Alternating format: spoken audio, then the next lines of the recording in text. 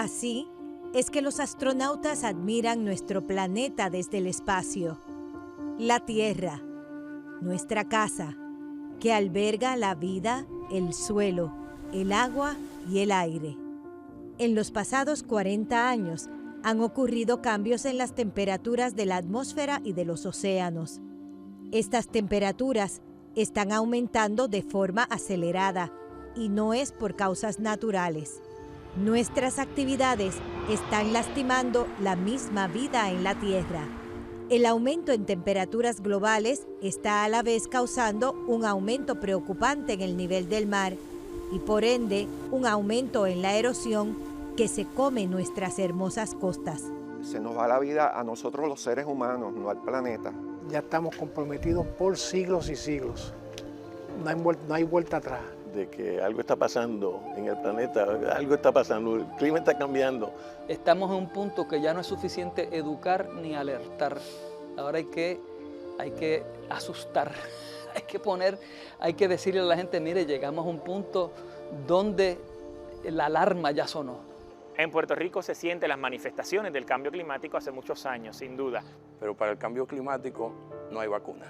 La preocupante realidad es que nuestras viviendas, comunidades, la infraestructura, nuestros aeropuertos, la industria turística, la biodiversidad, los ecosistemas, nuestro alimento y nuestra salud, todos están en riesgo. Estamos viviendo y somos parte de una nueva era histórica en la Tierra. Nuestro planeta está cambiando. Estamos a tiempo de actuar, pero es urgente elevar el tono de alerta a Puerto Rico ante las graves consecuencias del cambio climático.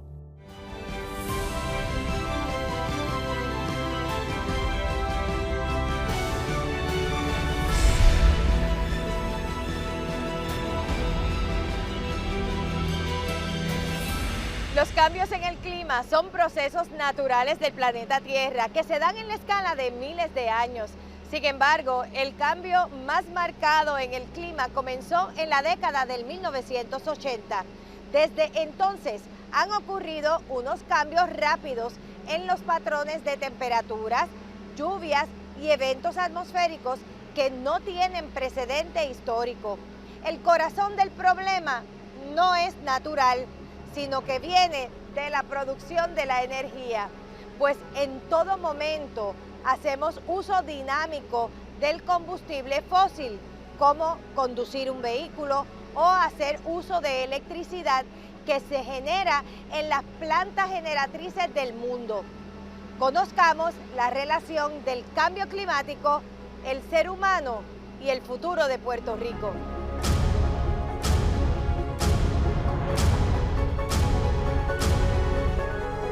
Según la Organización Meteorológica Mundial, el cambio climático es una variación estadística significativa en el estado promedio de la atmósfera, la cual persiste por una década o incluso más tiempo. Veamos qué está sucediendo. La temperatura promedio del planeta Tierra ha aumentado. A eso le conocemos como calentamiento global. Esta temperatura promedió hasta el 1980 alrededor de 14 grados centígrados. Sin embargo, los récords de temperaturas mundiales hasta el 2020 han mostrado que ha aumentado hasta un poco más de 15 grados centígrados, por lo que ha ocurrido un aumento de un poco más de 1 grado centígrados de la época preindustrial. Tal vez esto no parezca mucho, ¿verdad? A diario nos referimos a un aumento de 1 grado, pero a escala planetaria la temperatura promedio es bien estable y no debería haber diferencias. Un aumento de 1 grado implica que algo está afectando el balance de energía de toda la Tierra. Este balance depende de cuánta energía recibe la Tierra del Sol y a su vez cuánta energía libera al espacio la Tierra. El que haya aumentado 1 grado centígrado en un periodo de 40 años es un cambio que no había sucedido en miles de años. Cuando veo personas que no quieren ni aceptar que el ser humano es la causa del clima, yo entiendo por dónde vienen y por qué dicen eso, porque quizás se preocupan más por la parte económica que por la parte ambiental, y entonces es conveniente no aceptar de que el clima está cambiando. El cambio climático es una realidad, no solamente en todo Puerto Rico y en el resto del planeta. Son importantes porque representan un desequilibrio a escala planetaria para ecosistemas terrestres, ecosistemas marinos y la sostenibilidad humana. Esto se exacerba en el hemisferio norte, donde es más acelerado la tasa de calentamiento porque tenemos mayor superficie terrestre, mayor cantidad de personas y mayor emisiones de gases de efecto invernadero. El segundo lugar a escala planetaria viene siendo las zonas tropicales por el vapor de agua. Y encima de eso le añadimos que las zonas urbanas representan lo que es las islas de calor por el almacenaje que puede tener los materiales de construcción como el concreto, la brea, el cemento, y esto pues exacerba las temperaturas. Nuestra atmósfera se está calentando demasiado rápido y eso no es un proceso natural.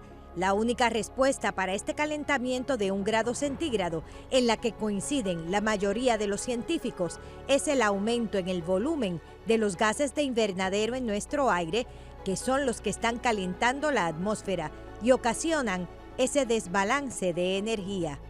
El CO2 absorbe mucha energía solar y al absorber energía solar después la libera en todas las direcciones, pero la libera de todas esas direcciones, vuelve y la libera para el planeta. O sea que nosotros acá estamos sintiendo más rebote del sol, o sea, se está calentando más porque la densidad de esa capa de CO2 es mayor. Los gases como el dióxido de carbono, metano y vapor de agua, entre otros, llegan a nuestra atmósfera de manera natural. De hecho, cada vez que respiramos, exhalamos dióxido de carbono. Estos gases son necesarios porque son los que permiten nuestra vida en la Tierra. Son los que ocasionan el efecto de invernadero. Lamentablemente hay un exceso de gases de invernadero en el aire y siguen aumentando a una razón rápida. En ningún punto en la historia, en 800,000 años, los niveles de dióxido de carbono han estado tan altos o han incrementado tan rápido.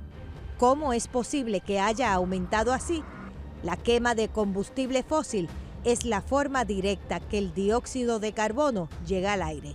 Naturalmente, cada vez que exhalamos, usted y yo producimos dióxido de carbono, pero el dióxido de carbono que expide un vehículo afecta a nuestro ambiente. La gasolina es un derivado del petróleo o un combustible fósil que, al quemarse para que el carro funcione, produce este gas. Por cada galón de gasolina, que pesa aproximadamente unas 6 libras, se producen 20 libras de dióxido de carbono que van al aire, por lo que un vehículo anualmente genera entre 4 a 9 toneladas de dióxido de carbono. Imagine que hay sobre 1.000 millones de vehículos en el mundo. La transportación, junto a la producción de energía eléctrica, son los mayores emisores de gases de invernadero. Es una cifra enorme. Y todos esos gases se acumulan en la atmósfera, ocasionando el calentamiento global. Con la razón de incremento de gases de invernadero y si no hay controles, podemos esperar un incremento de 1.5 grados centígrados entre los años 2025 al 2050, un aumento de 2 grados centígrados entre los años 2050 al 2075, y un aumento de 3 a 4 grados centígrados para el 2100. Pues mira, lo ideal sería que hiciéramos una transformación energética desde ya, y esto es algo viable. No tenemos mucho tiempo realmente. Si nosotros nos piden, no hay varita mágica para pelear contra el cambio climático, pero si fuéramos a atender un problema en el día de hoy, tiene que ser la energía eléctrica, porque son los gases de efecto invernadero los que siguen acelerando la tasa de cambio. No es que nosotros reduciendo las emisiones vayamos a frenar el cambio climático, pero sí podemos reducir la tasa de cambio y ralentizar la velocidad a la cual está ocurriendo ese cambio. Corre prisa la acción. Tenemos hasta el 2030 para poder reducir al 20, 30, 40% y al 2050 para llegar a un 100% de energía limpia. ¿Qué significa el calentamiento global y por ende el cambio climático? Que cada década veremos más temperaturas altas y calor, más sequías, más alto el nivel del mar, más erosión costera, más huracanes intensos, más enfermedades y más muertes. Menos playas, menos calidad de aire, menos corales, animales y especies, menos agua potable, menos alimentos, menos lluvia y menos hielo y glaciares. Que en 10 a 30 años nuestro planeta se puede convertir en uno muy diferente y peligroso para la vida por las olas de calor, ecosistemas irreconocibles, racionamiento de agua frecuente, deterioro de la calidad de aire, infraestructura comprometida y mayor inseguridad alimentaria. Me preocupa que no se le esté dando la importancia que amerita. Lo estamos dejando para que otras generaciones se encarguen del problema. El asunto del cambio climático nos impacta a todos de muchas maneras. No solamente impacta la biodiversidad, que es el tema que yo trabajo, pero impacta también nuestra economía, nuestra agricultura, impacta nuestras costas, impacta nuestro paisaje, impacta básicamente nuestra forma de vida, ¿no? La realidad es que todavía el puertorriqueño promedio sigue pensando en el cambio climático como algo muy ajeno a Puerto Rico. Y está pensando en algo que sucede en los polos, en el norte y en el sur, y está pensando que es algo que le sucede a los osos polares, ¿no? Y no nos afecta a nosotros, ¿no? Y es todo lo contrario. Como dije, Puerto Rico ha sido clasificado como el país más vulnerable de este planeta. Estamos en un momento de reconocimiento, ¿verdad? De aceptar que ha habido cambio y que requiere de nuestra parte como sociedad reevaluar todos los modelos y paradigmas que teníamos en el pasado. A futuro vamos a enfrentar unos eventos, unos procesos y unos escenarios que no son los que hemos vivido históricamente. El Acuerdo de París establece metas con el fin de que las naciones del mundo trabajen para detener el impacto del cambio climático. Localmente existe la Ley 33, que es la Ley de Mitigación, Adaptación y Resiliencia al Cambio Climático. La Ley 33 va a establecer la política pública y no es la creatividad de ningún legislador. Es el insumo que van a hacer 6 expertos para establecer una política pública en la cual se atienden todas las vertientes. En esa Ley 33, de esos expertos hay de eventos atmosféricos, de zona costera, de meteorología, su servidora, de reciclaje, de recursos de agua, como es Carl Soderberg, y de energía, que es el emisor más fuerte en términos del dióxido de carbono como efecto de gases invernadero. La Autoridad de Energía Eléctrica tiene que cumplir esta ley por mandato, lo que fuerza a la autoridad a moverse de forma escalonada a la energía renovable. La Autoridad de Energía Eléctrica se va a mover para cumplimiento de la Ley 17 y la Ley 33, que lo que busca es la integración de energía renovable con el fin de llegar a un 100% de energía renovable al 2050. Confiamos en que de nuestra parte, del lado de la utilidad, del lado del gobierno, vamos a salir con los procesos competitivos buscando esa energía renovable que se pueda integrar de manera efectiva en el sistema eléctrico. Es posible que esta sea la primera vez que usted entienda que el cambio climático es un proceso energético presente en todo lo que respiramos y hacemos. Por eso incide en nuestro modo de vida y eso es lo que tenemos que estar dispuestos a cambiar o adaptar. Ninguno hemos vivido en un planeta que se tornará tan caliente y potencialmente peligroso. Y por esa razón hay que dar a conocer el problema, buscar soluciones, tomar acciones para prepararnos, adaptarnos y mitigar. Reducir los gases de invernadero en la atmósfera implica una transformación energética. Ahí comienza el problema. El 2030 es la fecha límite de la humanidad para evitar una catástrofe global, pues los daños serán irreversibles. Y así lo ha indicado el panel de expertos internacional de cambio climático. Cuando regresemos, iremos al detalle de cómo se está manifestando ya el cambio climático en Puerto Rico.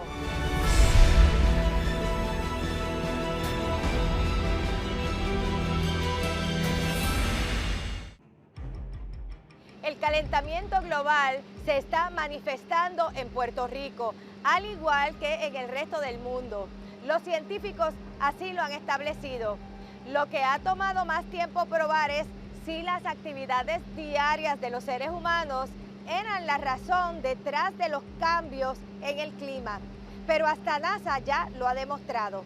En Puerto Rico, el aumento de temperaturas promedio es evidente a través de los años. Esto no solo se observa en la costa, también en la montaña. Y estuvimos en Adjuntas y conversamos con Norberto Hoyos, quien es el encargado de la Estación Experimental de Adjuntas, y nos mostró los datos científicos. Lo que hemos percibido en los datos es que ha habido un aumento desde 1970 hasta el 2020, un aumento general de 1 grado Fahrenheit durante esos años. Y podemos ver que las temperaturas mínimas hace 28 años que no tenemos una temperatura mínima de 40 grados, la cual fue en 1990 y en el 1993. De ahí no hemos tenido una temperatura así tan baja, y si comparamos las temperaturas máximas récord, tenemos un 92 grados en febrero del 2007. Febrero aquí es un mes frío, porque estamos en pleno invierno y ha habido una temperatura de 92 grados récord. Ya lo estamos viviendo en el cambio climático, en nuestro pueblo lo estamos viviendo. Hoy nosotros antes teníamos temperaturas más bajas, mucho más bajas que las que vivimos ahora, y de momento ahora necesitamos más aire, ahora vemos más casas con más aire acondicionado, cuando antes eso no pasaba. El cambio climático no es un asunto de interpretación ni de percepción, es data científica. Sin duda, al igual que en otros lugares del planeta Tierra, las temperaturas han ido en aumento, tanto la intensidad de los episodios de calor como la frecuencia, como la duración. Cuando hablamos de aumento de las temperaturas, no solamente debemos pensar en que las temperaturas siguen subiendo como una olla de presión, sino que a veces alcanzamos temperaturas que pueden ser y rondar los 100 grados Fahrenheit en la sensación térmica, el Heat Index, y el National Weather Service emite avisos y luego pueden durar varios días consecutivos. O sea que tienes la intensidad del evento, la duración del evento o la frecuencia del evento. Otro impacto del cambio climático es el aumento en el nivel del mar y la erosión costera, lo que afecta a ecosistemas como las playas y la biodiversidad. No cabe duda que uno de los lugares costeros en peligro es La Parguera. En el 2010 se empezó a observar que ambos mareógrafos empezaron la señal de aumento del nivel del mar empezó a acelerarse,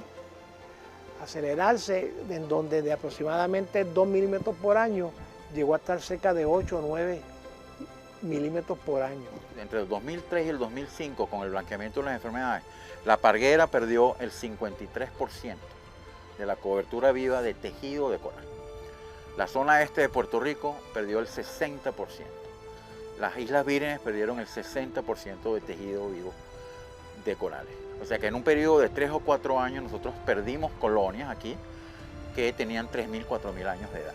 Una vez que perdamos los organismos que forman el arrecife, no vamos a volver a ver arrecifes como los que conocemos, por lo menos los viejitos como yo, que vimos hace 30 o 40 años. El deshielo de los glaciares o masas polares y la expansión térmica por el calentamiento del mar aumentan el nivel del mar, y mientras más suba, más acción de las olas en las costas y mayor erosión.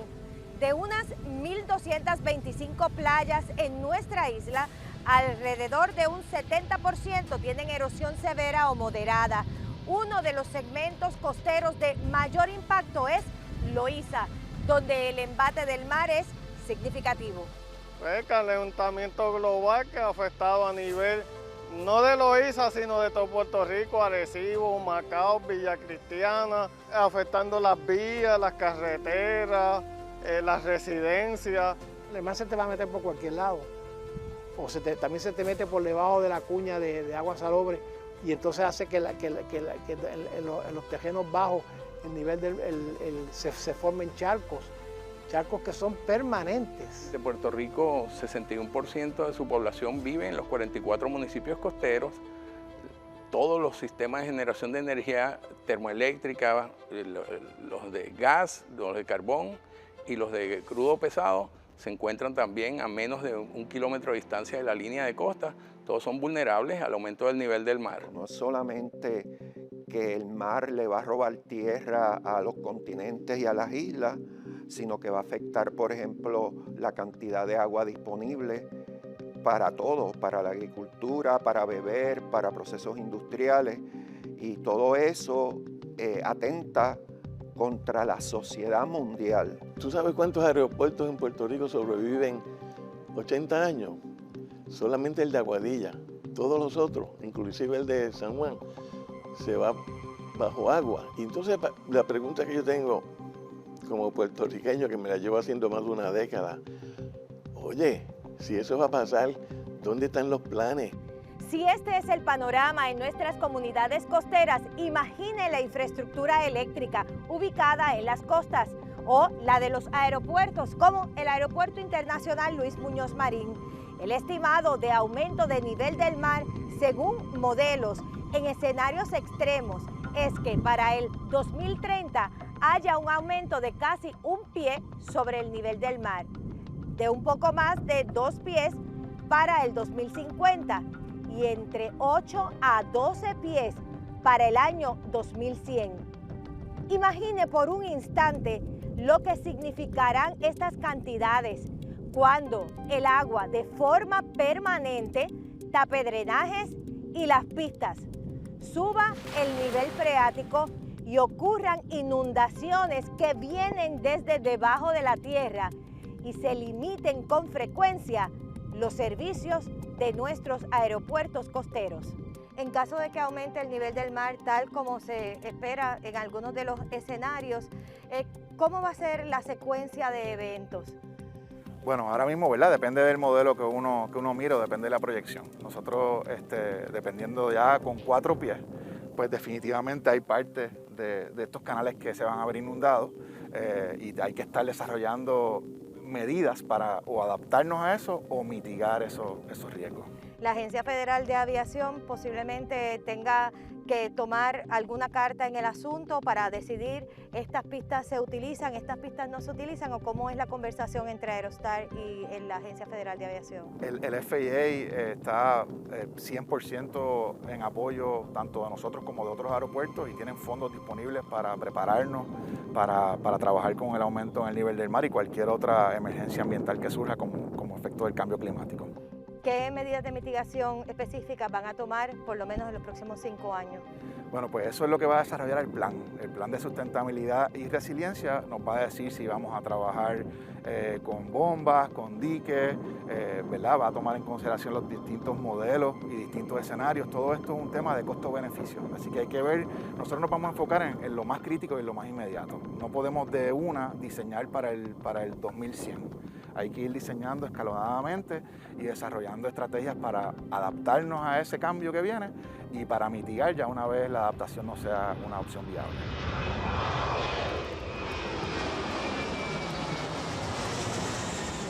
La vivienda es la inversión más preciada que hace cualquier persona. Tener un techo seguro es importante para forjar nuestras familias. El cambio climático también las está poniendo en riesgo, pues no estamos diseñando con las proyecciones del futuro. Pensar en vivienda informal que se hace sin permiso, vivienda que no cumple con código, edificios que no están diseñados a la altura de los códigos que se han reformado precisamente por estos eventos catastróficos, ya eso no puede ocurrir, ¿sabes? Tenemos que tener un orden, tenemos que tener una disciplina para que el ambiente construido esté no solo en armonía con el natural. Las repercusiones del calentamiento global ya se observan en la disminución de la variedad biológica del planeta. Si no tenemos plantas, se deteriora la calidad de aire, aumenta la sedimentación y se lastima el ciclo del agua, el alimento, lo que permite nuestra vida. Las plantas son las únicas que toman la energía solar del sol y la almacenan dentro de los nutrientes que nosotros nos comemos y lo convertimos en energía. O sea, nosotros somos solares, realmente, indirectamente. Toda la energía que nosotros tenemos, que los seres vivientes, los animales y las plantas tienen, son energía solar.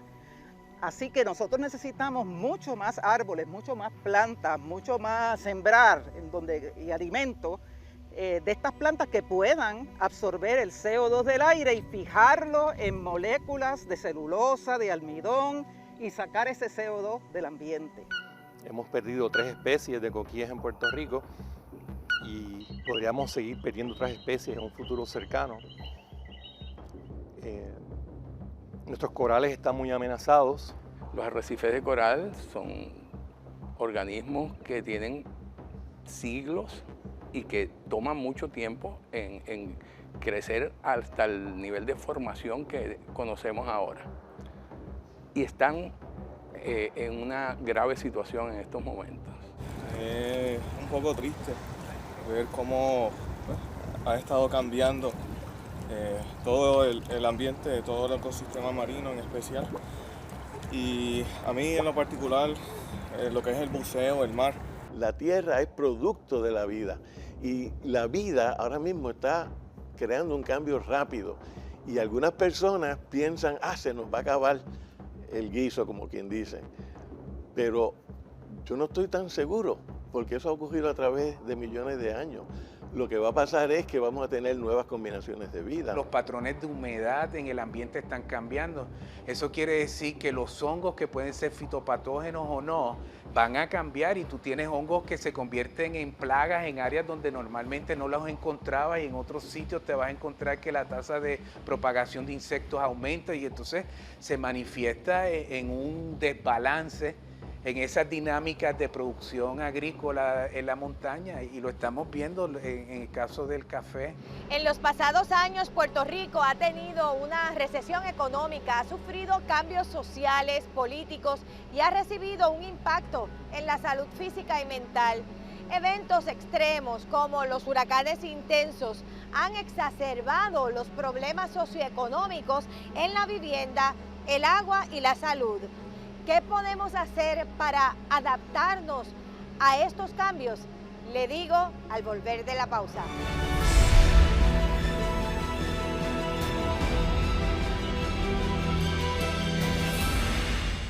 El cambio climático debe incrementar la frecuencia, intensidad y el impacto de los eventos extremos del tiempo. ¿Sabía usted que en el 2018 Puerto Rico fue denominado el lugar más vulnerable del mundo? Los huracanes Irma y María nos colocaron en la lista de países y territorios que son víctimas de cambio climático. Si tú miras la historia de Puerto Rico, mira a ver qué pasó después de San Felipe, de San Ciprián, después de Hugo y ahora después de María. Estos eventos extremos te obligan a cambiar tus estrategias. Nosotros tenemos que rehacer nuestros usos de terreno para asegurarnos que cuando venga el próximo María, que viene, sabemos que esos eventos extremos regresan, hemos desarrollado una infraestructura que por lo menos sea resistente a los vientos y a las aguas. Las muertes de María no ocurrieron durante el evento, principalmente, sino que empezaron a ocurrir tras el evento. Así que lo que tenemos que entender para poder mejorar a futuro, para prepararnos, es cuáles fueron esos estresores secundarios tras el paso del huracán, que fueron los detonantes de este aumento en la mortalidad. La rápida intensificación de 2 huracanes en categoría 5 en un periodo de 2 semanas y cercano a las Antillas no es normal en una temporada.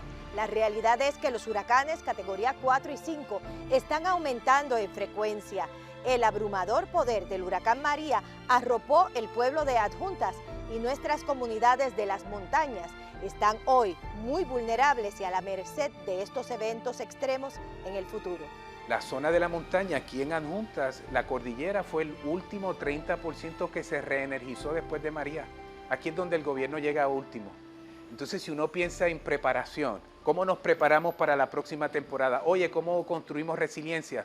Oye, los primeros lugares donde tiene que haber inversión para atender el tema de inseguridad energética es en la montaña. No hay manera de bregar con estas situaciones a menos de que tú no estés amarrado con Papito Dios que está en los cielos y que Él nos dé la fortaleza, y que todo aquel que necesite, como tú y yo lo vivimos en María, como lo vivimos muchos de nosotros, donde queríamos llegar a ese grito de auxilio, buscar la manera de llegar a darle la mano a esta gente que tanto lo necesitó porque quizás no tenían nada o no sabían, como en los terremotos, como el huracán María, no sabían qué hacer, no había comunicación. Tenemos que aprender de esas vivencias, y lo más que tenemos que buscar es no volver a caer en lo que ya nos pasó. Ya esa experiencia la tenemos. Ahora tenemos que ejecutar de una manera mucho más consciente, buscando esa resiliencia, buscando todas las herramientas que necesitamos antes de que tengamos que exponernos a otra emergencia real. El calentamiento global está cambiando los patrones de lluvias. En Puerto Rico ya lo hemos visto, sequías y racionamientos más frecuentes, con eventos extremos de lluvia. La expectativa es que la acumulación de lluvia disminuya hasta un 10% en Puerto Rico para el 2030, lo que nos pudiera llevar a un estrés hídrico.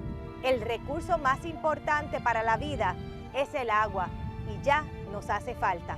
De acuerdo a la NOAA, ya para el 2030, no solamente en Puerto Rico, en todas las Antillas va a llover un 10% menos.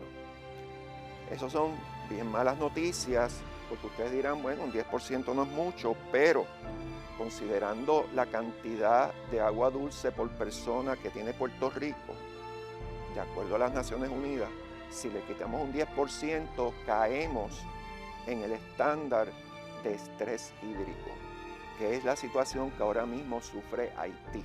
El cambio climático está afectando ya la comida que ponemos en la mesa, pues varios productos de nuestra agricultura se pueden ver afectados y si no se toman medidas urgentes, habrá mayor sufrimiento por hambre y pobreza. Vinimos a Santa Isabel, a la finca Atabey.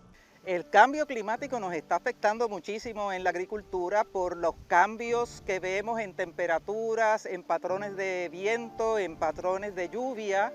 Y tenemos que estarnos adaptando continuamente a esos cambios para poder mantener la producción como es, ¿verdad? Y como a la cantidad que necesitamos para la población mundial. Nosotros tenemos que movernos hasta una sustentabilidad alimentaria para toda la población y que la misma población empiece a sembrar en sus casas, en sus patios y en sus urbanizaciones. El tema de la seguridad alimentaria, tan reciente como en la pandemia, quedó más que evidenciado que las familias no tienen acceso a nutrición adecuada cuando cerraron los comedores. Tampoco promovemos la siembra ni el tema de agricultura como un asunto necesario. A veces se promueve como un asunto recreacional. Entonces, no lo integramos en el currículo educativo como un asunto esencial, ¿verdad? Enseñar a nuestros niños y niñas no solo a amar la tierra, sino a producir lo que comemos. En Puerto Rico no producimos lo que comemos. Entonces, imagino el peor panorama como sucedió durante la pandemia, cerrados los accesos de entrada, cerrados los aeropuertos. Me preocupa grandemente el que no tengamos una infraestructura que considere a los niños como sujetos de derecho. Esta pandemia nos ha tornado más vulnerables. Si algo hemos aprendido es que nuestra existencia como especie está a la merced de lo que ocurre en el planeta. La diferencia es que la crisis del cambio climático es más prolongada y complica aún más la salud pública. Es aquí en el recinto de Ciencias Médicas de la Universidad de Puerto Rico donde se destacan internacionalmente proyectos de educación e investigación sobre clima y salud. Y nosotros pudimos evidenciar junto con un equipo de trabajo con la Universidad de Arizona y Barbados en que tras el paso del huracán María ocurrió un episodio de calor extremo que duró 11 días consecutivos. Y teníamos personas que no tenían ventilación, no había electricidad, no había aire acondicionado. Y en el caso de un estudio que hicimos con pacientes de cáncer, que les da los episodios de hot flashes, cuando tú estás bajo tratamiento de quimioterapia, pues estos episodios de calor son más sensitivos para ellos. Y eso lo pudimos evidenciar dialogando con los médicos, dialogando con los pacientes y entrevistando a los pacientes también. Sabemos que todos estos impactos inciden más en efectos adversos a las comunidades desventajadas. O sea que los niños que no tienen la probabilidad de estar en áreas verdes, con más contacto con la naturaleza, porque simplemente viven en áreas muy urbanas, donde donde se han talado árboles, donde no hay suficientes árboles para interactuar, tener esa sombra. O sea que todos estos elementos se suman para que el cambio climático tenga un efecto adverso en la salud de todos los niños, pero en unos muy particularmente más. Definitivamente el cambio climático tiene mucho que ver en la presencia, en el número y la temporada de los alergenos, ¿verdad? Por ejemplo, en el hemisferio norte la temporada de polen se amplía y los niveles son más altos. En Puerto Rico, concretamente, el huracán María causó un récord de esporas de hongo en el 2018 y todavía estamos sufriendo de esa abundancia de esporas de hongo después de 2 años de María. Para evitar empeorar la situación que ya vivimos, tenemos que hacer lo que es correcto. Acciones que reduzcan el impacto del cambio. ¿Qué tenemos que hacer para evitar mayor calentamiento global y los efectos? Este tema es lo próximo en Puerto Rico ante el cambio climático.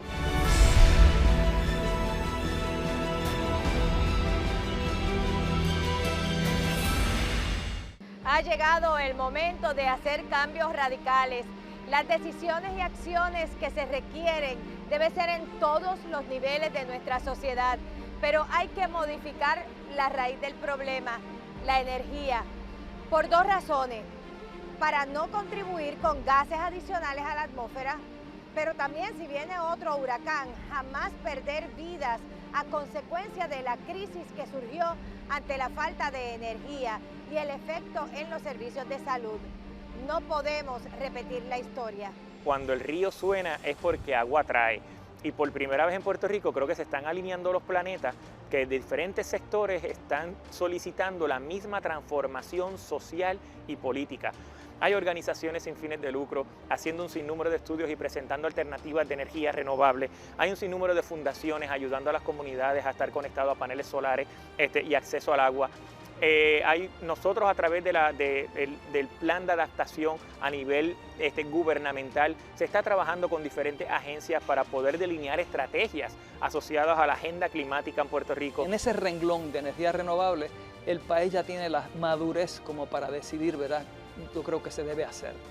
No solo desde la perspectiva personal, ¿verdad? De tener yo mis panelitos en el techo de mi casa o en el techo de mi negocio, sino a nivel nacional, ¿verdad? Cómo nosotros vemos la energía renovable como una medicina, como una solución para que no nos vuelva a ocurrir lo que nos ocurrió en María. Hemos tenido un ensayo real muy fuerte y sin embargo yo puedo decirte que en Adjuntas estamos mejor preparados que antes de María, mucho mejor preparados.